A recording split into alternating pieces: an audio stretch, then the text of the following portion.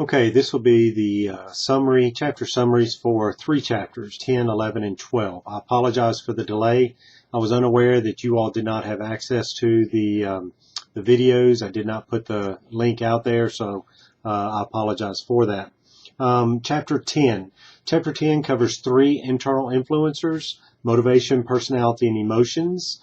Motivation, a couple of different types of motives that are out there.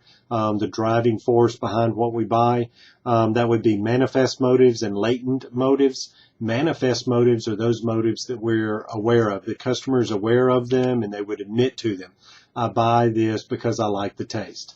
That would be a manifest motive. A latent motive would be a motive that either we don't know as consumers why we buy something, or we don't want to admit to it. For example, someone might buy that particular clothing because it makes them look younger. Well, they don't want to admit that to someone, so that would be a latent motive. Personality is an internal influencer. Our personality, there are basically 2 theories on personality. One of them is the individual personality theories category, and then the other is the social learning theories. The individual personality theories say that we are born with our personalities, that everything about our personalities is innate. We're born with it. Social learning theories say that we learn our personalities from the environment, from those around us, and the social environment, the physical environment, etc. So that's why you see entire families with similar personalities, because they all influence each other. I come from the school of thought that it's probably a combination of the 2.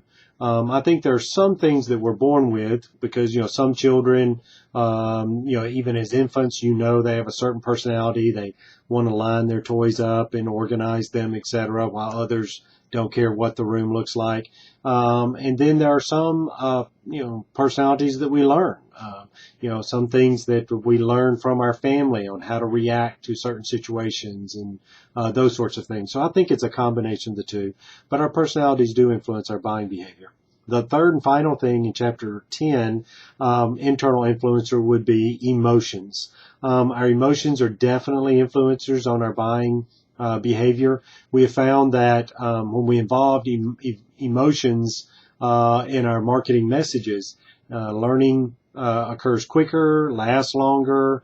We tend to identify with the brand if it's a positive emotion, that sort of thing. So emotions are important to understand as marketing managers. There's a table, table 10.4 on page 370 that lists the different types of emotions: pleasure, arousal, dominance emotions. Dominance would be the negative emotions. That's a pretty good list there. Some people say they can control their emotions, but that's actually not true. We cannot completely control our emotions. There are always physiological changes that happen when we go through an emotional change. For example, pupils dilate, perspiration increases, heart rate increases. There are things that happen when we go through changes in emotions, and so they're relatively uncontrollable when it comes to that particular internal influencer. That's chapter 10. I'm ready to move on to chapter 11. The last internal influencer that we'll look at will be attitudes. Attitudes in chapter 11. Attitudes have 3 components. These 3 components are the cognitive component, the affective component, and the behavioral component. These are the 3 parts of an attitude. The way we think, feel, and behave. Think would be the cognitive component. Feel would be the affective component, affections, that kind of thing. And then behavioral would be whether we buy it or not, or tell other people about it or not. So our attitudes toward a product are the way we think, feel, and behave toward that product. And the key here with attitudes is that these 3 components tend to be consistent. Think of them like a 3-legged stool. If one of the legs of a 3-legged stool is shorter than the others, it's not a very good stool. You'll fall over. So they have to be consistent, have to be the same length. Well, the same is true with the components with attitude. So if I have negative feelings, the affective component, negative feelings toward a product, a brand, or toward a corporation or whatever, then I'll probably think negatively about them, the cognitive component, and the behavioral component, I probably will not buy that brand or buy products from that company. So our attitudes toward a product, the three components will tend to be consistent. If I have, information about a product, the cognitive part, and I have positive beliefs about this product, this brand, and I feel good about this brand, then I'll be more likely to buy that brand. So the three components tend to be consistent. This is important to know because if a marketing manager wants to change a customer's attitude toward their brand, then all they really have to do is change one of these three components, and then that will in turn change the other two components. So think of it this way. If I want you to start to change your attitude toward my brand of chewing gum, what I might do is give you a free sample of the chewing gum. I'm getting you to try the product. Your behavior now is about trying the product. So I've gotten one of the components to change, and that behavior will hopefully be a positive experience. So then you'll feel positively toward the brand because you had a positive behavior. Result of the behavior, positive feelings will then change your cognitive, your thinking, to positive thoughts about the brand. So I only had to change one of those to change the other two, and in the end, change attitudes altogether. That's pretty much chapter 11. Moving on to chapter 12. Chapter 12 looks at a new part of the consumer behavior model. If you remember, in the model, on the left-hand side, we had internal and external influencers. And those there was a little square in the middle of the model that talked about our lifestyles and our self-concept and that sort of thing. And then all of that influences our buying decision-making. And so we're now in that part that those internal and external influencers do influence our self-concept and our lifestyles. This is a very short chapter as far as what I'm covering. In fact, all three of these chapters, 10, 11, and 12, fairly brief in what we cover in those chapters. Self-concept, basically the way we see ourselves is the way that's defined. Mainly the only thing I want you to know here is the table 12.1 on page 420. It talks about the actual self-concept and the social self-concept. Basically, the actual self-concept is how I actually see myself. Is the way I would like to see myself. The private self is how I see myself, and the social self is how I think others see me. So we can combine these. And if we see this as the actual private self, then that is how I actually see myself.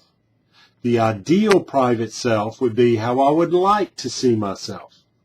The actual social self concept would be how others actually see me. And the ideal social self-concept is how I would like others to see me. And we use brands to help the consumer. Lifestyle is probably the easiest definition. It's the way we live that you'll have this semester. The way we live. That's our lifestyles. And the only thing really there is, the way we live. If you'll look starting on page about 428 through about 434, there are different ways that we look at lifestyles and how we measure lifestyles and that sort of thing. Our activities, interests, and opinions, AIO, sometimes people use that to identify certain lifestyles, but the one that's most common and most popular is something called VALS, VALS. This stands for values and lifestyles. The U.S. Census Bureau uses this.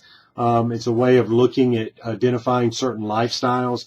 They identify 9 different lifestyles: the introvert, the extrovert, the soccer mom, all kinds of different lifestyles, the partier lifestyle, the bookworm lifestyle, the outdoors lifestyle. VALS identifies 9 different ones. You do not have to know the 9 different categories of lifestyles with VALS. Just know it is a measuring and it's popular. It's a software package, Census Bureau. And then there's another one called Geo Lifestyles, which pretty much takes geography to identify different lifestyles. And the whole adage behind geo lifestyles is this idea of birds of a feather flock together. We tend to live in neighborhoods with people in similar that have similar lifestyles with us. So that's behind geo lifestyles. The most common brand name of software that divides us up into geo lifestyles is Prism. Prism is a software package that does this and divides us up into different lifestyles, and they cluster up to 40 different lifestyles are identified. So just wanted to give you a couple of different software packages that are used by marketing managers to identify lifestyles and to place people in different lifestyle categories.